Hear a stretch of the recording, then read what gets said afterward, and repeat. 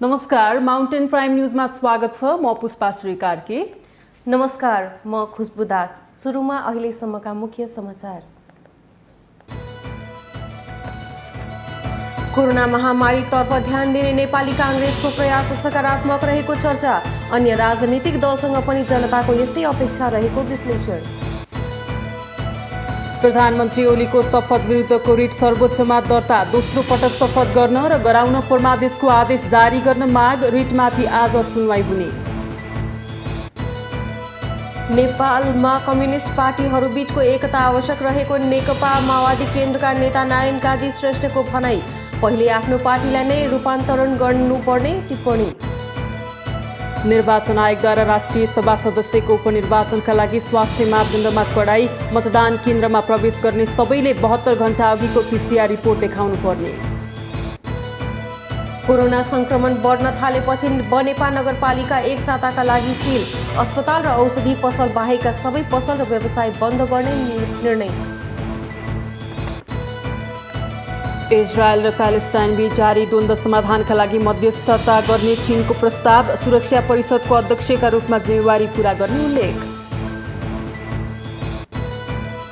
र वेस्ट इन्डिजले घरेलु मैदानमा दक्षिण अफ्रिका, अस्ट्रेलिया र पाकिस्तानसँग क्रिकेट सिरिज खेल्ने। दक्षिण अफ्रिकासँग पहिलो टेस्ट सिरिज जुन 10बाट सुरुवात गर्ने।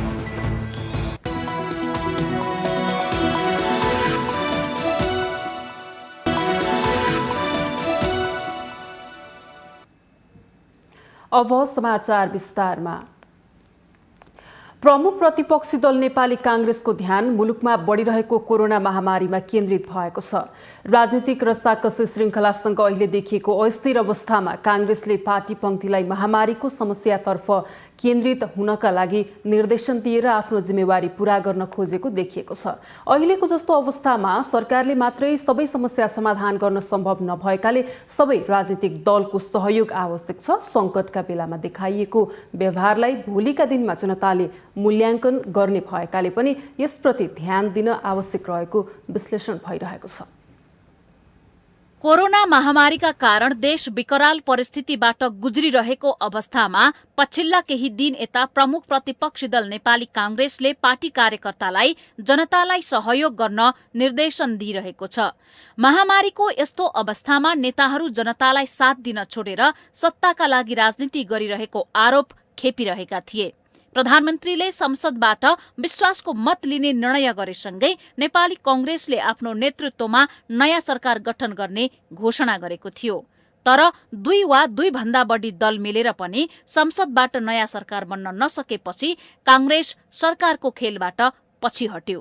त्यसपछि कांग्रेसका गतिविधि नियाल्ने हो भने कांग्रेस अहिले कोरोना विरुद्धको लडाईँमा जनताको समस्या के कस्ता छन् भनेर बुझ्ने प्रयास गरिरहेको देखिन्छ। यससँगै राजनीतिक वृत्तमा चर्चा चलेको छ के कांग्रेस प्रतिपक्षी दलको भूमिका बलियो बनाउने अभियानमा लागेको हो भनेर। कांग्रेसको उद्देश्य जे भए पनि कोरोना कहरमा जनताका लागि पछिल्ला केही दिनेता गरिरहेको काम भने सकारात्मक छ। हुन पनि यस्तो विकराल अवस्थामा सरकारलाई पर्खिएर मात्रै अवस्था ठिकठाक होला भन्न सकिन्न। जनता रोग र भोकले पिरोलिएको अवस्थामा राजनीतिक दलहरूको पनि त्यतिकै महत्वपूर्ण जिम्मेवारी हुन्छ, जुन कुराको बोध ढिलै भए पनि नेपाली कांग्रेसले गरेको छ। पछिल्ला केही दिनदेखि मुलुकमा कोरोना संक्रमितको संख्या औसतमा दैनिक 9,000 को हाराहारीमा पुगेको छ। मृतकको संख्या बढिरहेको छ। अक्सिजन र सिलिन्डर तथा आइसियू र भेन्टिलेटरको अभाव भएको दर्दनाक अवस्था हामी नजिकबाट देखिरहेका छौं। यस्तो महाविपत्तिमा सरकारले गर्नुपर्ने जति काम गर्न नसकेको हुन सक्छ। यस्तोमा अन्य दलहरूले पनि जनताको लागि सक्ने जति योगदान दिन ढिलो गर्नु हुँदैन। संकटका बेला जनतालाई साथ दिन सके मात्रै दलहरूप्रति जनताको विश्वास बलियो भएर जानेछ। जनताले विश्वास गर्ने पार्टी को हो भनेर दलहरूले परीक्षा दिनुपर्ने बेला पनि हो। हामीले पनि घरभित्र बसेर आफू र आफ्नो समुदायलाई सुरक्षित गर्न संकटका बेला आफ्नो टोलवासी र राज्यलाई सहयोग गर्ने दायित्व निर्वाह गर्नुपर्छ। के हामीले यो दायित्व पूरा गरिरहेका छौं त? तपाई हामीले पनि सोच्ने बेला भयो। विश्व स्वास्थ्य संगठन WHO ले गत वैशाख 31 गते नेपाललाई तत्कालै सहयोगको आवश्यक परेको भन्दै अन्तर्राष्ट्रिय समुदायलाई सहयोग गर्न आग्रह गरिसकेको छ। यसबाट पनि हामीले यो समय कति गम्भीर हो भनेर बुझ्न जरुरी छ। यस्तो अवस्थामा सरकारलाई सत्तो सराप गरेर मात्रै केही हुँदैन। प्रधानमन्त्री केपी शर्मा ओलीले पनि आलोचना गर्नेहरूलाई जवाफ दिँदै हिँड्न आवश्यक छैन।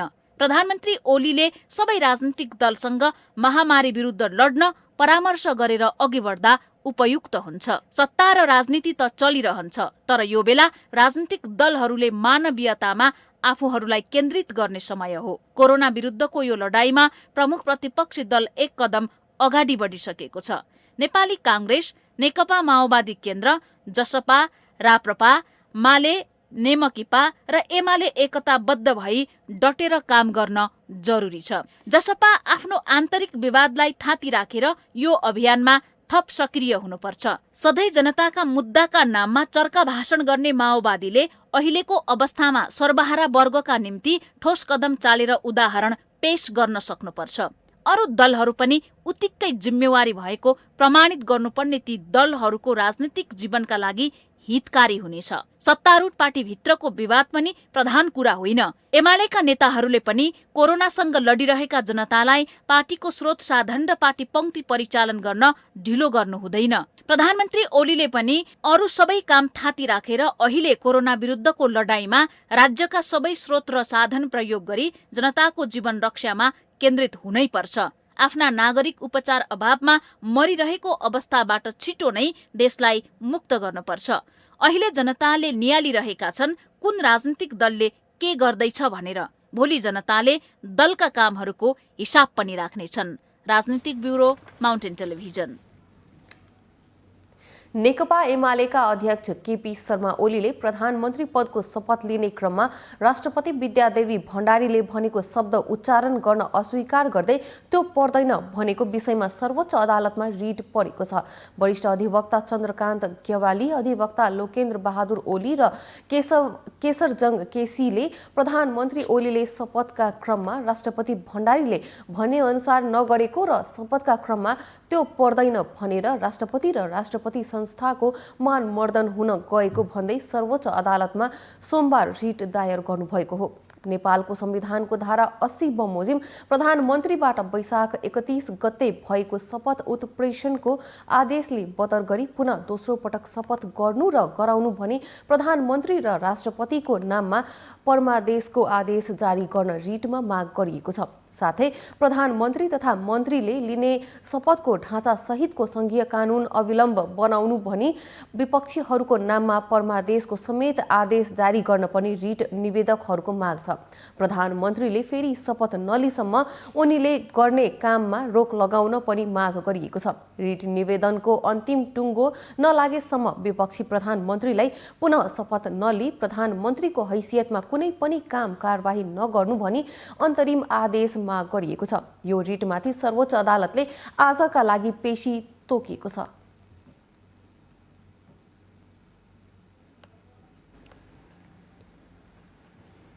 सर्वोच्च अदालतले लुम्बिनी प्रदेशका 4 जना मन्त्रीलाई प्रदेशसभा सदस्य पदमा पुनर्बहाली गर्न अन्तरिम आदेश जारी गरेको छ। सोमबार न्यायाधीश नहकुल सुवेदीको एकल इजलासले जनता समाजवादी पार्टीका निर्वाचित 4 सांसदलाई पदमुक्त गर्ने प्रदेशसभा सचिवालयको निर्णय अर्को आदेश जारी नभएसम्मका लागि कार्यान्वयन नगर्न आदेश दिएको हो।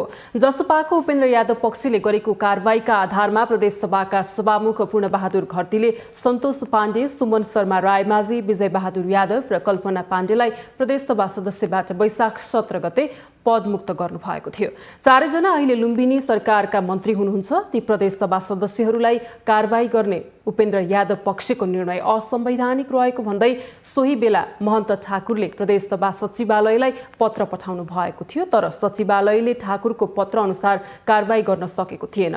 जसपाको संसदीय दलको विधान नै नबनेको र दलका 6 जना मध्ये 4 जना सदस्य एकातिर रहेको अवस्थामा अल्पमतले बहुमतलाई कारबाही गर्ने कुरा नै गलत रहेको जिकिर सुनवाईका क्रममा गरिएको थियो।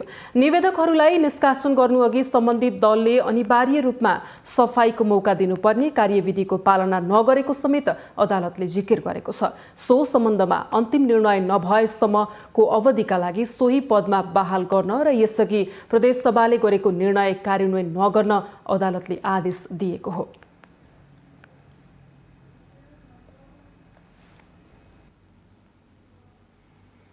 नेपाली राजनीति यति बेला स्थिर बनेको छ।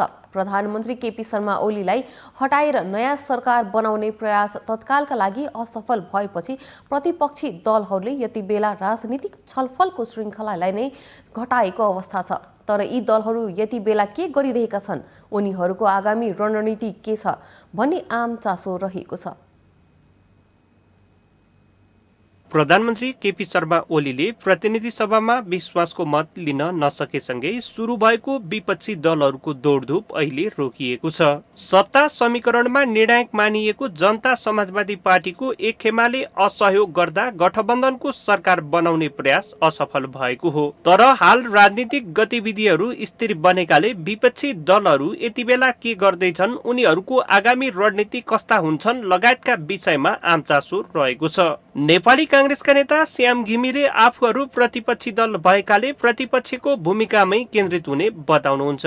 सरकारले कोरोना संक्रमण रोकथाम तथा नियन्त्रणका लागि सहयोग मागेमा साथ दिन आफूहरू तयार रहेको उहाँको भनाइ छ। तत्कालका लागि सत्ता परिवर्तन भन्दा पनि कोरोना रोकथाम पहिलो प्राथमिकतामा रहेकोमा उहाँले जोड दिनुभयो। साथै आगामी भदौमा 14औं महाधिवेशन गर्नुपर्ने संवैधानिक बाध्यता रहेकाले त्यसतर्फ समेत पार्टी केन्द्रित भएको उहाँको भनाइ छ। विपक्षी दलको जे धर्म हुन्छ, जे कर्तव्य हुन्छ, त्यो कर्तव्य निर्वाह गर्न हामी तयार छौँ। हामी सरकारलाई यो कुरामा असहयोग गर्ने, असफल बनाउन कोसिस गर्ने काममा कतै पनि लाग्दैनौँ। यो मानवीय सङ्कट हो, यो राष्ट्रिय सङ्कट हो, यो जनताको स्वास्थ्यसँग सम्बन्धित सङ्कट हो र यो सङ्कटको सामना गर्नको लागि राज्यले, सरकारले के भूमिका हामीसँग अपेक्षा गरेको छ, के सहयोगको अपेक्षा गरेको छ, त्यो राज्यले भन्न पर्यो। भदौमा महाधिवेशन सम्पन्न गर्नुपर्ने हाम्रो बाध्यता हो र त्यो बाध्यतालाई हामीले राम्रोसँगले बुझेका छौँ र समयमै महाधिवेशन सम्पन्न गराउनका लागि हामी दत्तचित्त भएर लागेका छौँ। त्यस्तै माओवादी केन्द्रका नेता देवेन्द्र पौडेल पार्टी पूर्ण रूपमा कोरोना महामारीतर्फ केन्द्रित भएको बताउनुहुन्छ। वर्तमान सरकारलाई हटाउने वा नहटाउने भन्ने विषय माओवादी एक्लैले छिनोफानो गर्ने विषय नभएको उहाँको तर्क छ। वर्तमान सरकारले लिने विश्वासको मतमा के गर्ने भन्ने विषयमा अन्य दलहरूसँग छलफल जारी रहेको उहाँले बताउनुभयो। गणितको पनि खेल भएको हुँदाखेरि अहिले यति बेला गणितको खेल र सत्ताको खेलमा बढी केन्द्रित हुनुभन्दा तत्काल चाहिँ कोरोना एकदम उत्कर्षमा भएको हुँदाखेरि आम नेपाली जनता निकै प्रभावित भएका छन्। धेरै चाहिँ नेपालीहरूको दुःखदायी मृत्यु पनि भएको छ। यसलाई व्यवस्थित गर्नु र सरकारले गरेको लक्ष्य अनुरूप बजेटलाई व्यवस्थित गर्नु र स्वास्थ्यलाई सुधार गर्नु अहिलेको आवश्यकता हो। त्यसमा हामीले बढी पहल गर्छौँ। यहाँले भने जस्तै विश्वासको मत चाहिँ प्रधानमन्त्रीले 30 दिनभित्रमा जो लिनुपर्छ त्यसको निम्ति हामीले के गर्ने भन्ने कुरा तीन पार्टीसँग, खास गरी जनता समाजवादी पार्टीसँग, नेपाली कांग्रेससँग हामी सल्लाह गरेर निर्णय गर्छौँ। देशमा पछिल्लो समय कोरोना संक्रमण दिन प्रतिदिन बढ्दै गएको छ। यस्तो अवस्थामा नेपाली कांग्रेस, नेकपा माओवादी केन्द्र र जनता समाजवादी पार्टी जस्ता ठूला दलले आफ्ना संगठनहरूलाई जनताको सेवाको लागि केन्द्रदेखि स्थानीय तहसम्म नै प्रभावकारी रूपमा परिचालन गर्न जरुरी छ। कोरोना महामारी सरकार एक्लैले नियन्त्रण गर्न कठिन हुने भएकाले अहिलेको अवस्थामा सबै दलले साथ दिएर जनहितमा काम गर्न आवश्यक छ। माउन्टेन टेलिभिजनका लागि सरोज बस्यालको रिपोर्ट। प्रधानमन्त्री केपी शर्मा ओलीले जननेता मदन भण्डारीको योगदान अतुलनीय रहेको स्मरण गर्नुभएको छ। 28औं मदनाश्रित स्मृति दिवसका सन्दर्भमा सोमबार वक्तव्य जारी गर्दै प्रधानमन्त्री ओलीले दिवंगत नेता भण्डारी र आश्रितप्रति उच्च सम्मान व्यक्त गर्दै योगदान स्मरण गर्नुभएको हो। भण्डारीका योगदानहरू दूरगामी महत्त्वका र अतुलनीय रहेको भन्दै प्रधानमन्त्रीले नेपाली समाजको ऐतिहासिक विकासक्रम र विशेषता, मार्क्सवादका आधारभूत सिद्धान्त र अन्तर्राष्ट्रिय कम्युनिस्ट आन्दोलनका अनुभवको गहन अध्ययन एवं समीक्षा गरी मदन भण्डारीले जनताको बहुदलीय जनवादको प्रतिपादन गरेको बताउनु भएको छ। जवज आज नेपाली क्रान्तिको सिद्धान्तका रूपमा स्थापित भएको उल्लेख गर्दै प्रधानमन्त्री ओलीले यसले लोकतन्त्रलाई सामाजिक न्यायसँग जोड्न र नेपाल कम्युनिस्ट आन्दोलनलाई सही दिशामा अगाडि बढाउन मार्गदर्शन गरिरहेको उल्लेख गर्नुभएको छ। साथै उहाँले नेपाल कम्युनिस्ट पार्टीलाई समृद्ध नेपाल सुखी नेपालीको राष्ट्रिय आकांक्षाको च्याम्पियन बनाउने इमान्दार प्रयास सफल हुन नसकेको बताउनु भएको छ। केही विभाजनकारी अस्थिर र अवसरवादी सोचले लक्ष्य पूरा हुन नदिएको उहाँको धारणा छ। 28 वर्ष अगाडि जेठ 3 गते भएको दासढुङ्गा दुर्घटनामा मदन भण्डारी र जीवराज आश्रितको निधन भएको थियो।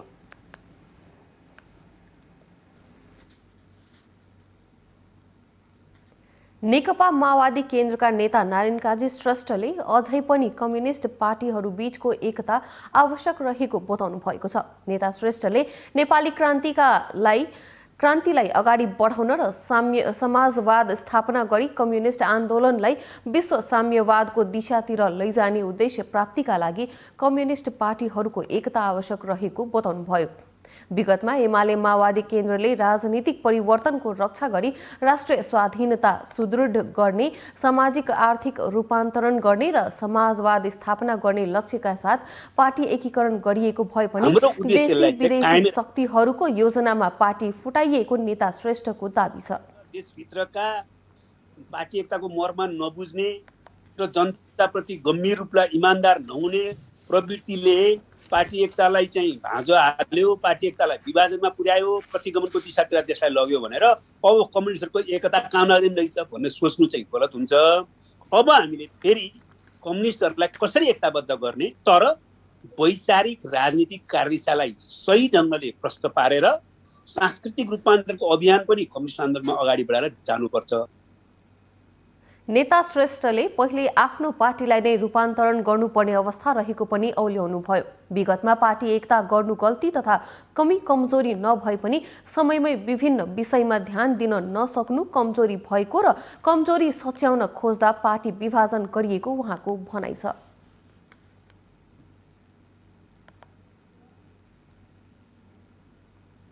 माउन्टेन प्राइम न्युजमा पालो भएको छ विश्रामको।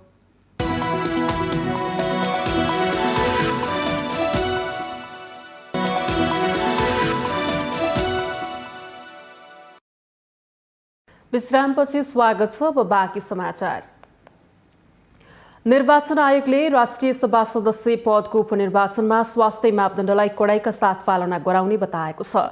कोरोना संक्रमणको जोखिम बढिरहेका बेला हुन लागेको राष्ट्रिय सभा सदस्य पदको उपनिर्वाचनलाई स्वास्थ्यका दृष्टिकोणबाट पनि सुरक्षित बनाउन आयोग स्वयंले पनि स्वास्थ्य सुरक्षा मापदण्ड जारी गरेको छ। निर्वाचन आयोगले मतदान स्थलमा रहने सबै व्यक्तिले स्वास्थ्य सुरक्षा मापदण्डको घेरामा रहेर काम गर्न उपनिर्वाचन स्वास्थ्य सुरक्षा मापदण्ड 2078 लागू गरेको छ। निर्वाचनको दिन मतदान स्थल र मतदान केन्द्रमा प्रवेश गर्ने सबैले 72 घण्टा अघिको PCR रिपोर्ट अनिवार्य ल्याउनु पर्ने व्यवस्था गरिएको छ। मतदान केन्द्रमा 3 वटा बुथ राखिनेछ। संक्रमित मतदाता पनि हुन सक्ने अनुमानका साथ 3 वटा बुथ राख्ने व्यवस्था मिलाइएको हो।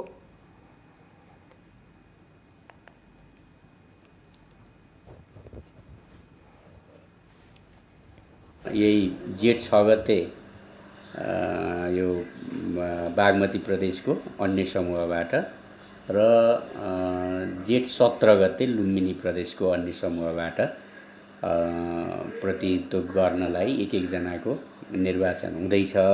आयोगले स्वास्थ्य सुरक्षाको मापदण्डलाई अलि कडाइका साथ अलि थप व्यवस्थित बनाएर निर्वाचन व्यवस्थापन गर्ने निर्णय गरेको छ।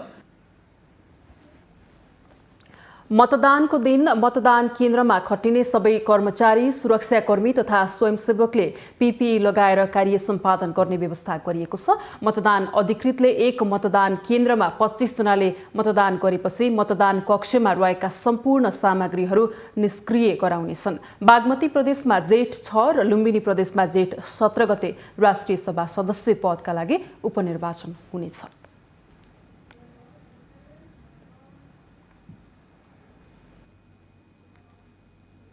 राष्ट्रिय सभा सदस्य रिक्त पदका लागि हुन लागेको उपनिर्वाचनमा खिमलाल देवकोटालाई मतदान गर्न नेकपा माओवादी केन्द्रले आफ्ना मतदाताहरूलाई निर्देशन दिएको छ। सोमबार माओवादी केन्द्रका बागमती प्रदेश सह इन्चार्ज हितमान साक्य, प्रदेश अध्यक्ष नारायण दाहाल र संसदीय दलका नेता शालिक राम जमकटेलले संयुक्त रूपमा प्रेस विज्ञप्ति जारी गर्दै देवकोटाका पक्षमा मतदान गर्ने निर्देशन दिनुभएको हो। माओवादी केन्द्रले नेकपा एमालेको तर्फबाट उम्मेदवार बन्नुभएका रामबहादुर थापालाई प्रतिगमनकारीको मतियार भनेको आरोप समेत लगाएको छ। त्यस्तै उम्मेदवार थापा गणतन्त्र संहिता र संविधान विरोधी गतिविधिमा संलग्न भएको माओवादीको भनाइ छ। देवकोटा नेपाली काङ्ग्रेस, माओवादी केन्द्र, जनता समाजवादी पार्टी र एमालेको माधव नेपाल पक्षको साझा उम्मेदवार हुनुहुन्छ। बागमती प्रदेशमा राष्ट्रिय सभा सदस्यका लागि जेठ 6 गते उपनिर्वाचन हुँदैछ।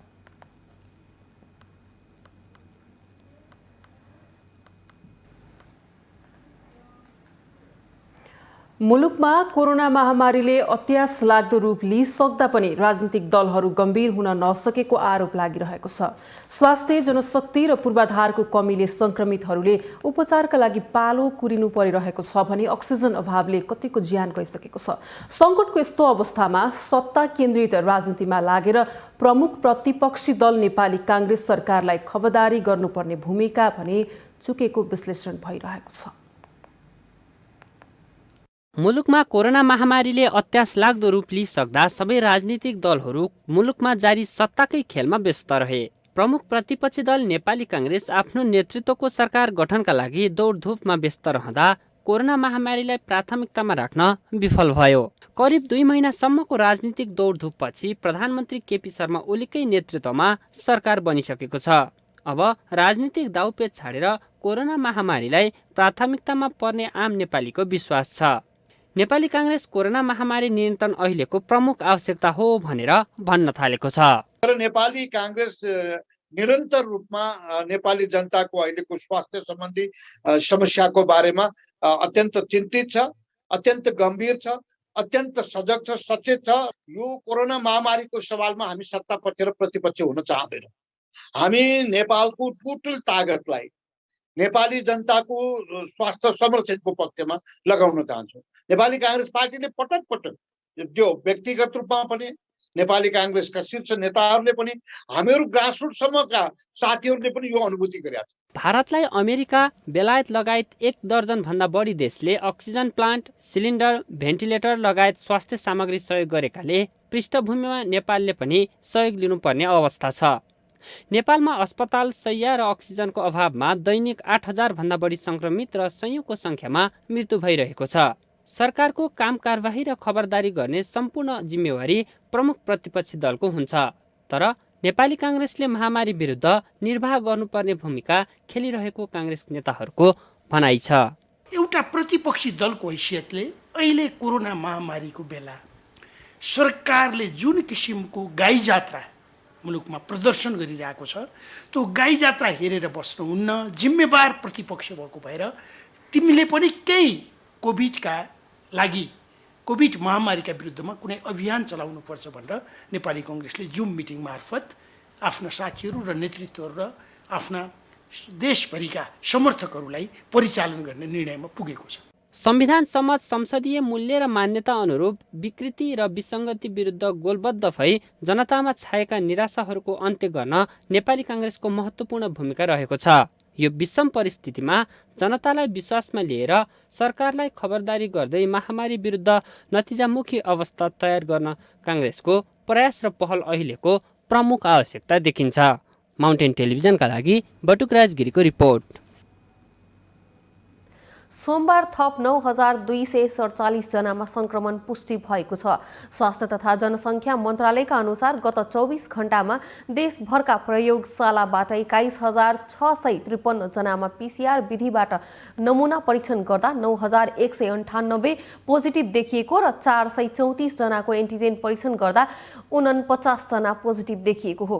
गत 24 घण्टाको अवधिमा 114 जनाको कोरोना संक्रमणबाट मृत्यु भएको मन्त्रालयले जानकारी जानकारी दिनुभएको छ। यो सँगै मृत्यु हुनेको संख्या 5215 पुगेको छ। देशभर 708 जना क्वारेन्टिनमा रहेका छन्। पछिल्लो 24 घण्टामा 5767 जना डिस्चार्ज भएका छन्। यो सँगै अहिलेसम्म 3,45,523 जना कोरोना मुक्त भएका छन्।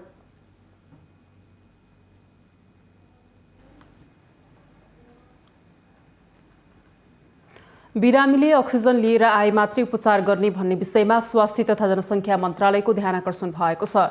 सोमबार एक सूचना निकालेर मन्त्रालयले यस्तो कार्य कुनै पनि अस्पतालले गरेको भए कानुन अनुसार कारबाही हुने जनाएको छ। मन्त्रालयले आइएमयू मार्फत देशभरका अस्पतालमा अक्सिजन उपलब्ध गराइरहेको भन्दै अस्पतालमा पुगेका सिलिन्डर अस्पतालको आपूर्ति प्रणालीमा स्वतः जाने विज्ञप्तिमा उल्लेख गरिएको छ। सोही कारण पनि अक्सिजन व्यक्तिलाई उपलब्ध नगराउन अस्पताललाई मन्त्रालयले भनेको छ।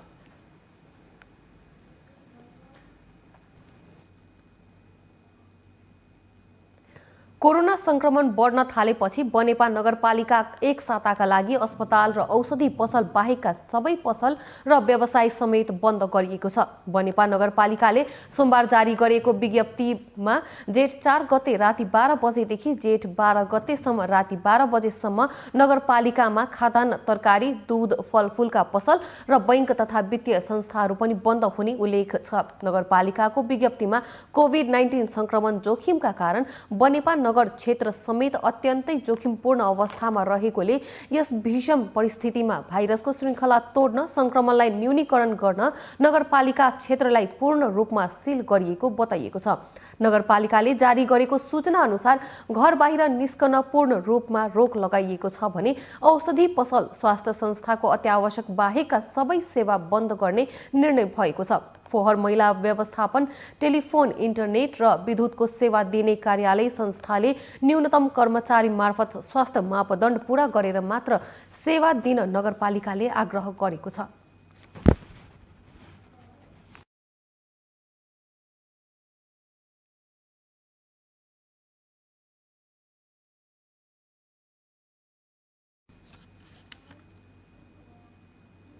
माउन्टेन प्राइम न्यूजमा पुनः पालो भएको छ अर्को विश्रामको।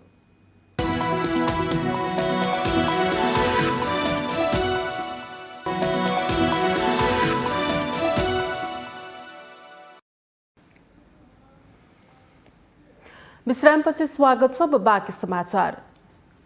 धरान स्थित बीपी कोइराला स्वास्थ्य विज्ञान प्रतिष्ठानको कोरोना अस्पतालमा कोरोना संक्रमितहरूको उपचारमा लापरवाही हुने गरेको पाइएको छ। अस्पतालमा बिरामीलाई वास्ता नगर्ने, कुरुवाहरूका लागि खाना बस्नमा पनि समस्या भएको बिरामीका आफन्तहरूको गुनासो छ। धरान स्थित बीपी कोइराला स्वास्थ्य विज्ञान प्रतिष्ठानको कोरोना अस्पतालमा सुविधायुक्त 100 शैय्या छन्। दक्ष जनशक्ति परिचालन गरेर कोरोना संक्रमितको उपचार भइरहेको अस्पतालले दावी गर्दै आएको छ। तर बिरामीका कुरुवाहरूले भने उपचारमा लापरवाही भएको आरोप लगाएका छन्। बिरामीलाई समयमा खाना नदिने र बिरामीको अवस्थाको बारेमा कुरुवालाई राम्ररी जानकारी नदिने गरेको उनीहरूको गुनासो छ। कुरुवालाई बस्न समस्या त छँदैछ, निषेधाज्ञा सुरु भएसँगै खानाको समेत समस्या भएको छ।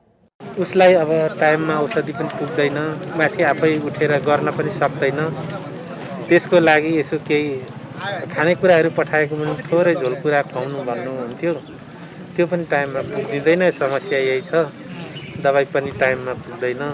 हिजोबाट खानेकुरा ल्याइदिनु भयो। पहिला समस्या हामीलाई खानाकै थियो, बस्नको लागि त यहाँ सानो पाल टेन्टमा बसेका थियौँ। हाम्रो समस्या यही छ।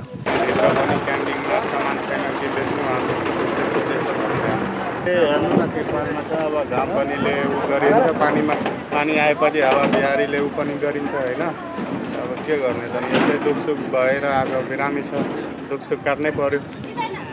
सचेत नागरिक समूह धरान 17ले अस्पतालमा निशुल्क खानाको व्यवस्था गरिदिएको छ।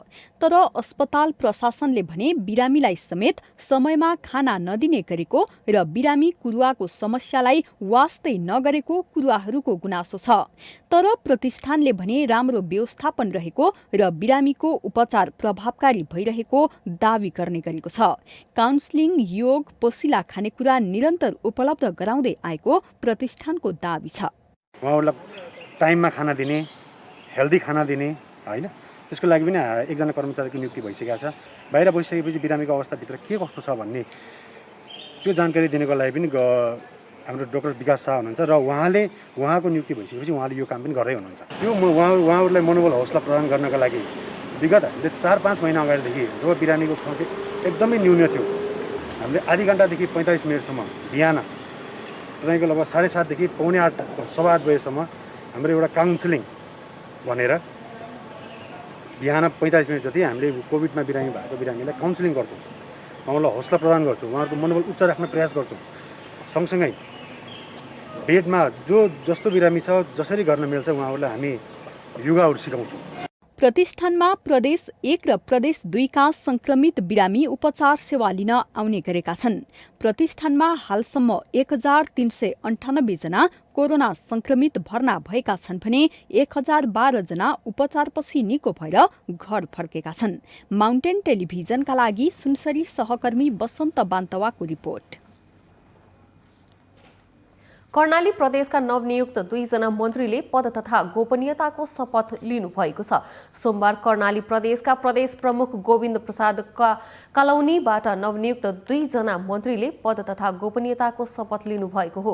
शपथ लिनेमा सीता नेपाली र गोपाल शर्मा हुनुहुन्छ। मुख्यमन्त्री महेन्द्र बहादुर शाहीले माओवादी केन्द्रका सचेतक नेपालीलाई आन्तरिक मामिला तथा कानून र युवा तथा खेलकुद मन्त्री तथा गोपाल शर्मालाई आर्थिक मामिला तथा योजना मन्त्रालयमा नियुक्त गर्नुभएको थियो। त्यस्तै कर्णाली प्रदेश प्रमुखको कार्यालयले नेपालको संविधानको धारा 168 को उपधारा 9 र धारा 170 को उपधारा 1 बमोजिम मुख्यमन्त्रीको सिफारिसमा मन्त्रीमण्डलको पुनर्गठन गरेको जनाइएको छ।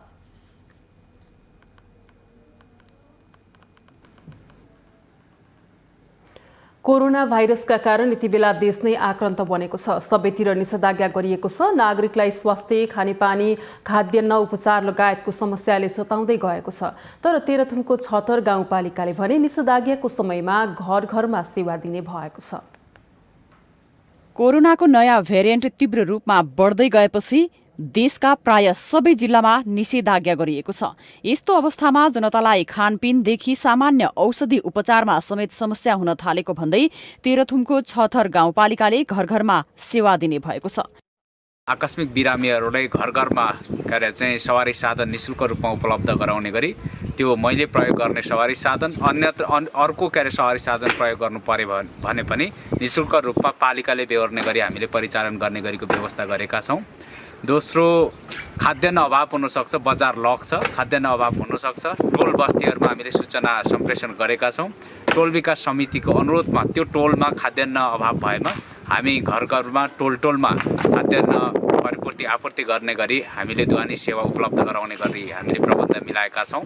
छथर गाउँपालिकामा पनि कोरोना संक्रमण बढ्दै गएको छ। जिल्लाको पश्चिमी क्षेत्रमा रहेको यस गाउँपालिकाले गत वर्षको कोरोनाको कहरमा दिँदै आएको सेवा यस पटक पनि निरन्तरता दिने भएको हो।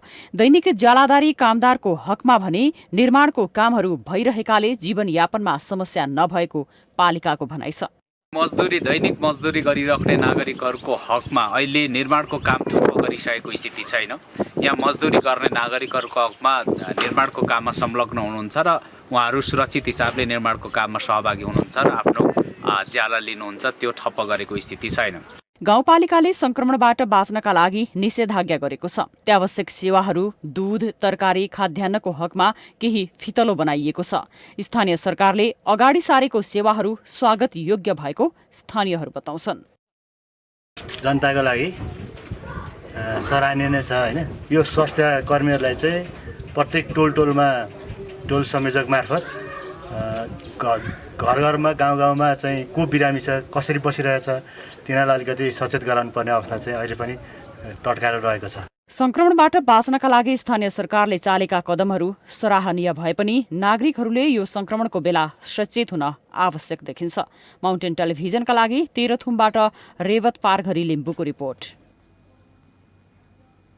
काठमाडौँ जिल्लाका प्रमुख जिल्ला अधिकारी कालीप्रसाद पराजुलीले निषेधाज्ञाको पूर्ण पालना भएको दावी गर्नुभएको छ। सोमबार निषेधाज्ञाको अनुगमन गर्न नागढुङ्गा नाकामा पुग्नुभएका प्रमुख जिल्ला अधिकारी पराजुलीले निषेधाज्ञाको पूर्ण पालना भएको र चेक जाँचलाई पनि कडा बनाइएको दावी गर्नुभएको छ। अत्यावश्यक बाहेकका कुनै पनि सवारी साधन नचलेको उहाँको भनाइ छ।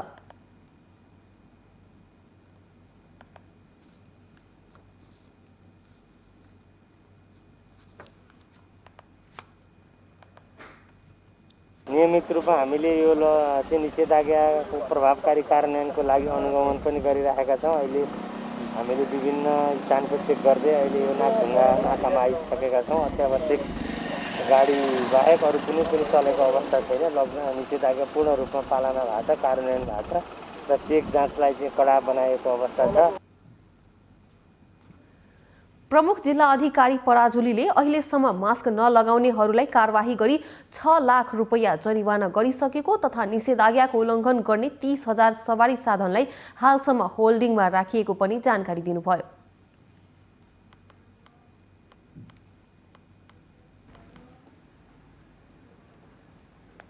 संघीय संसद सचिवालयले बजेट अधिवेशन सञ्चालनका लागि आवश्यक सम्पूर्ण तयारी गरेको छ। संविधान अनुसार संघीय संसदको प्रतिनिधि सभामा जेठ 15 गते सरकारको आगामी आर्थिक वर्षको बजेट ल्याउनु पर्छ, तर अहिलेसम्म सरकारले बजेट अधिवेशन आह्वान गरेको छैन। तर संघीय संसद सचिवालयले भने अधिवेशनका लागि तयारी अवस्थामा रहेको जनाएको छ। सचिवालयले अब भने समय खर्किसकेकाले प्री बजेटमाथि छलफल चलाउन नसकिने बताएको छ। सचिवालयले कोरोना महामारी बढ्दै गएकाले भर्चुअल बैठक सञ्चालन गर्नुपर्नेमा पनि त्यसका लागि प्राविधिक तयारी गरेको छ। तर भर्चुअल बैठकका लागि कानुनी संरचनाले बाधा पुर्याउने उहाँले बताउनुभयो। संविधान र संघीय संसदको प्रतिनिधि सभा र राष्ट्रिय सभा कार्य सञ्चालन नियमावलीले भौतिक रूपमा उपस्थित भएर बैठक सञ्चालन गर्ने कुरालाई मात्रै आधिकारिक मानिने र उपस्थितिका लागि हस्ताक्षर गर्नै पर्ने भएकाले भर्चुअल बैठकलाई कानुनी मान्यता दिने अवस्था नरहेको उहाँले बताउनुभयो। हामीसँग आर्थिक, अन्तर्राष्ट्रिय र खेल समाचार बाँकी नै छन्। माउन्टेन प्राइम न्युजमा फेरि पालो भएको छ विश्रामको।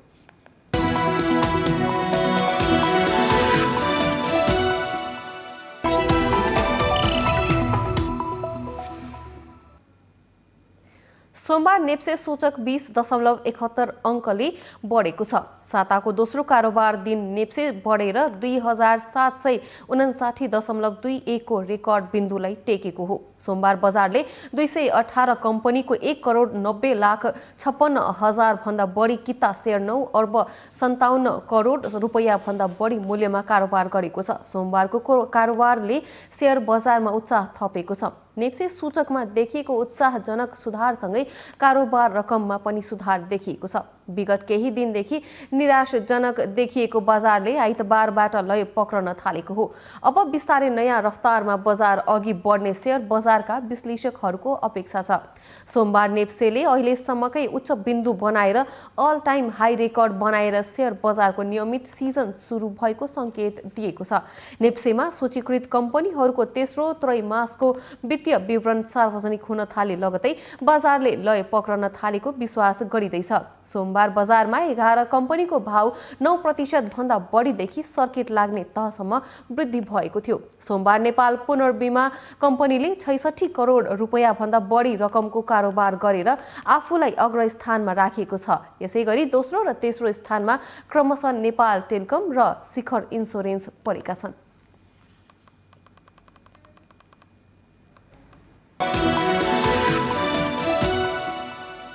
यो सँगै हामी माउन्टेन प्राइम न्युजको अन्त्यमा आइपुगेका छौँ। जाँदा जाँदै मुख्य समाचार पुनः एकपटक। कोरोना महामारीतर्फ ध्यान दिने नेपाली काङ्ग्रेसको प्रयास सकारात्मक रहेको चर्चा। अन्य राजनीतिक दलसँग पनि जनताको यस्तै अपेक्षा रहेको विश्लेषण। प्रधानमन्त्री ओलीको शपथ विरुद्धको रिट सर्वोच्चमा दर्ता। दोस्रो पटक शपथ गर्न र गराउन परमादेशको आदेश जारी गर्न माग। रिटमाथि आज सुनवाई हुने। नेपालमा कम्युनिस्ट पार्टीहरू बीचको एकता आवश्यक रहेको नेकपा माओवादी केन्द्रका नेता नारायण काजी श्रेष्ठको भनाई। पहिले आफ्नो पार्टीलाई नै रूपान्तरण गर्नुपर्ने टिप्पणी। निर्वाचन आयोगद्वारा राष्ट्रिय सभा सदस्यको उपनिर्वाचनका लागि स्वास्थ्य मापदण्डमा कडाई। मतदान केन्द्रमा प्रवेश गर्न सबैले 72 घण्टा अघिको PCR रिपोर्ट देखाउनु पर्ने।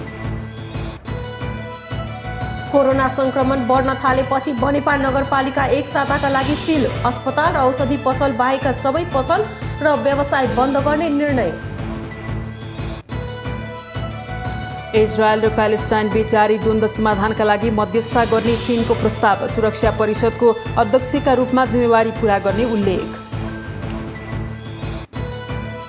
र वेस्ट इन्डिजले घरेलु मैदानमा दक्षिण अफ्रिका, अस्ट्रेलिया र पाकिस्तानसँग क्रिकेट सिरिज खेल्ने। दक्षिण अफ्रिकासँग पहिलो टेस्ट सिरिज जुन 10बाट सुरुवात हुने।